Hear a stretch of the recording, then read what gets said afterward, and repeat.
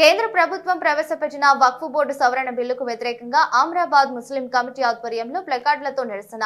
కేంద్ర ప్రభుత్వం ప్రవేశపెట్టిన వక్ఫ్ బోర్డు సవరణ బిల్లుకు వ్యతిరేకంగా అమ్రాబాద్ మండలంలో నిరసన తెలిపారు. ఈ బిల్లు వల్ల ముస్లిం యొక్క బోర్డు ఆస్తులు అన్యాక్రాంతమవుతాయని, ముస్లిం కమిటీ ఆధ్వర్యంలో సవరణ బిల్లును వెనక్కి తీసుకోవాలని మండల రెవెన్యూ అధికారికి మెమోరాండం ఇవ్వడం జరిగింది. కార్యక్రమంలో ముస్లిం కమిటీ అధ్యక్షులు దస్తగీర్, పల్కపల్లి అలీ నాయక్, సర్దార్ షమీం, ఇక్బాల్, అబ్దుల్ అలీ, ఇస్మాయిల్ అలీ, అంబేద్కర్ కమిటీ అధ్యక్షులు నాసరయ్య, ఎల్లా స్వామి పాల్గొన్నారు. नहीं, ये किसी को नुकसान पहुंचाने के लिए हमारा हक है। ये हमारे हक के लिए हम लड़ रहे हैं। यहाँ पर हर कौम के लिए, हर कौम वाले अपने अपने हक के लिए लड़ते हैं। उसी तरह हम भी हमारी जायदाद के लिए अगर से गोली खाने के लिए भी तैयार है। हम हमारी जायदाद के लिए हम गोली खाने के लिए तैयार है। हम ये हिंदुस्तान किसी के बाप का नहीं होता, हिंदुस्तान सभी का है, मुसलमानों का, हिंदुओं का, सिख का, सबका हिंदुस्तान है। किसी के बाप का हिंदुस्तान नहीं होता है, हर एक का हक रहता है। Doctor B.R. अम्बेडकर साहब ने क्या कहा, सबको बराबर हक दो, संविधान सबको बराबर हक दो। यहाँ पर राजजंगम को निकालने की कोशिश की जा रही है, राजजंगम के ऊपर हमला किया जा रहा है।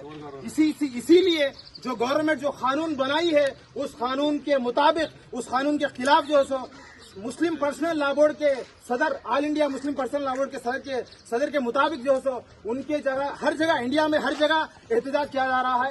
उसी के मुताबिक हमारे जामे मस्जिद में जनाब गुलाम दस्तगीर साहब के जेर निगरानी में यहाँ पर भी किया जा रहा है। इसके बाद जो है मैं जनाब सदर साहब से गुजारिश करता हूँ, इसके बारे में वक्फ बोर्ड के बारे में 2-3 मशवरे अच्छे अपने दीजिए।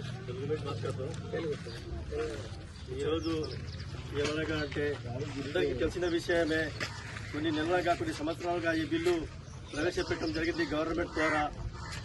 గవర్నమెంట్ ఈ బిల్లును పాస్ చేయాలని పార్లమెంట్లో పెట్టి దానికోసం పాస్ చేశారు, పార్లమెంట్ పాస్ చేశారు, రాజ్యసభలో పాస్ చేశారు. ఈ బోర్డు ఎట్లా ఉంది, వక్ఫ్ అంటే ఒకటి మనము దానం చేసినట్టు. ఆ కాలంలో రాజులు 300-400 సంవత్సరాల కింద రాజులు ఒక సంస్థకు దానం చేశారు. ఈ వస్తువుల నుంచి ఈ సంస్థ నడపాలి. జామి మసీదులు కానీ మదరసాలు కానీ ఏదైనా కానీ పీర్లు కానీ దీనికి ముందు నడపాలంటే వీళ్ళకు అది ఆర్థిక అవసరం కాబట్టి, అప్పుడు డబ్బులు లేవు కాబట్టి భూములు ఇచ్చి దానికి గురించి భక్తి చేశారు. ఇప్పుడు నా దగ్గర భూమి ఉంది, 10 ఎకరాలు ఉంది, ఒక దేవాలయానికి అవసరం ఉంది కాబట్టి నేను 2 ఎకరాల భూమి నేను చేస్తున్నా, ఫిర్యాదు చేస్తున్నా అని ఆ కాలంలో వాళ్ళు ఇచ్చేశారు. అది దానికి చేయాలంటే ఇచ్చారు. దానికోసం గవర్నమెంట్ ఏం చేస్తుందంటే ఆ వస్తువుల ఆ భూములకు గుంజుకోవాలని వాళ్ళకి మొత్తం ఖాళీ చేయాలి. మస్జిద్లు ఖాళీ చేయాలి, మదరసాలు ఖాళీ చేయాలి, పీర్ల మసీద్ ఖాళీ చేయాలి, ఖబరస్థాన్లు ఖాళీ చేయాలి. వీళ్ళకి ఏమి ఉండకూడదు అని వాళ్ళు చేస్తున్నారు. కాబట్టి నేను ఎందుకంటే ఈ వక్ఫ్ బోర్డు మీద ఎందుకంటే బిల్లు గవర్నమెంట్ వక్ఫ్ బోర్డు ఎందుకు, వక్ఫ్ బోర్డుకి సిక్కులది ఉంది, గురుద్వారది ఉంది, ఇండోమేట్ ఉంది, వాళ్ళకి అందరికీ పెట్టండి. ఖాళీ వక్ఫ్ బోర్డుకే ఎందుకు పెట్టున్నారండి మీరు? మా మీదనే మీకు ఎందుకు, మా పొలాల మీద, మా ఆస్తుల మీద? లేదా మా గవర్నమెంట్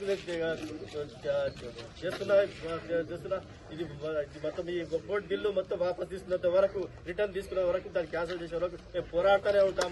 మా లక్షల ప్రాణాలను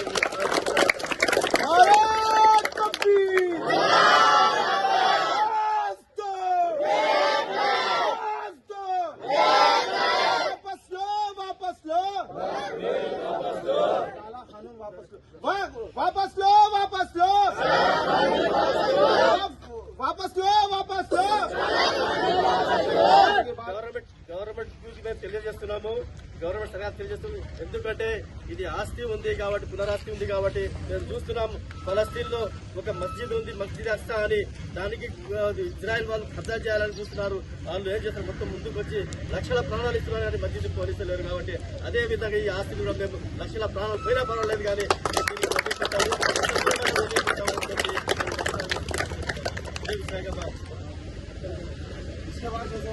हमारे